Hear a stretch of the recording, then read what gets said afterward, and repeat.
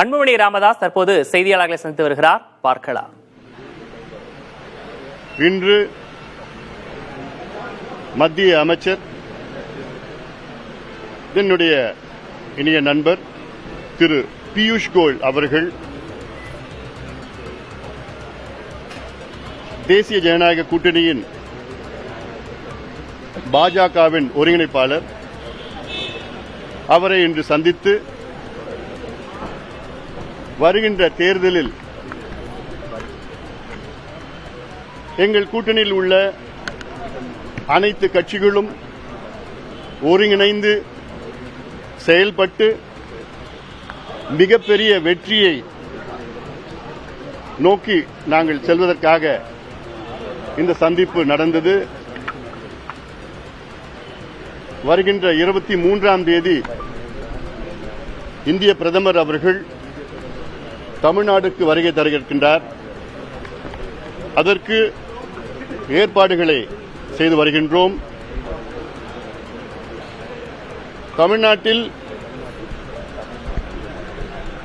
அனைத்து தரப்பு மக்கள் திமுக அரசு மீது மிகுந்த கோபத்தில் இருக்கின்றார்கள். அன்றாடம் தமிழ்நாட்டிலே பல தரப்பு மக்கள் போராடி வருகிறார்கள். குறிப்பாக ஆசிரியர்கள் ஒரு பக்கம், இணை பேராசிரியர்கள் ஒரு பக்கம், இடைநிலை ஆசிரியர்கள் 25 நாட்களாக போராடி வருகிறார்கள். சத்துணவு ஊழியர்கள் போராட்டம் செய்கிறார்கள். துப்புரவு பணியாளர்கள் போராட்டம் செய்து கொண்டிருக்கின்றார்கள். செவிலியர்கள், மருத்துவர்கள், கறிக்கோழி விவசாயிகள், பெண்கள், மாணவர்கள் போன்ற பல தரப்பு மக்கள் இந்த ஊழல் மோசமான திமுக ஆட்சியை எதிர்த்து அன்றாடம் ஆங்காங்கே போராட்டம் செய்து வருகிறார்கள். திமுக மீது அனைத்து தரப்பு மக்கள், குறிப்பாக பெண்கள், பெற்றோர்கள், மாணவர்கள், நெசவாளர்கள், விவசாயிகள், அரசு ஊழியர்கள் போன்ற அனைத்து தரப்பு மக்களும் இன்று மிகுந்த கோபத்தில், ஆத்திரத்தில் இருக்கின்றார்கள். தமிழ்நாட்டில் எங்கு பார்த்தாலும் போதை கலாச்சாரம். நேற்று கூட திருவள்ளூர் மாவட்டத்தில் கும்மிடிப்பூண்டி அருகிலே, திருத்தணி அருகில் போதை பொருட்களை பயன்படுத்தி கொடூரமான முறையிலே கொலைகள், அன்றாடம் 3-4 கொலைகள் போதை பழக்கத்தால் நடைபெற்றுக் கொண்டிருக்கிறது. ஆனால் முதலமைச்சர் ஸ்டாலின் அவர்களுக்கு அதற்கு சம்பந்தமே இல்லாமல் ஒரு சூழல் இருக்கிறது.